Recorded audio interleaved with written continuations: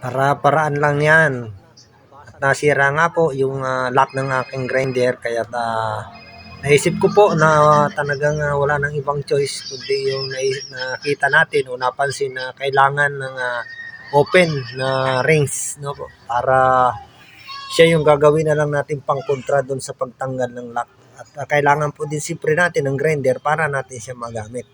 Sapagkat medyo makapal po itong mga open, kailangan po natin siyang grinderin, panipisin natin siya para maging akmang-akma siya doon sa clearance nung sa pagitan ng banda ng grinder at saka yung kanyang lock.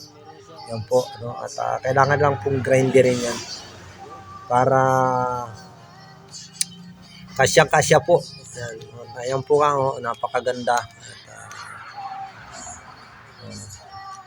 Ganyan lang pong gawin nyo, grinderin yung number 14 na open at yan po yung sakto-sakto yan dyan para hindi na kayo mahirapan magtanggal, hindi na kailangan ng martilyo sa kapako na iwas pukpok sa kamay, iwas pukpok sa kuko.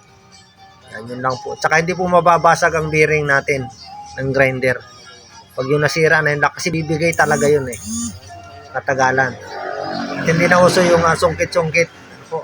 At ayan, ganyan lang po ang gawin nyo, safety. Hindi madadagdagan ang sira ng ating grinder. Tingnan nyo po. Hinigpitan ko na po na todo yan, pero tanggal pa rin. Dahil nga matibay, maganda yung pangkontra doon sa pantanggal ng lock. Siyempre, kailangan din patibayin din yung pantanggal ng lock kasi pwede yun ang bumigay.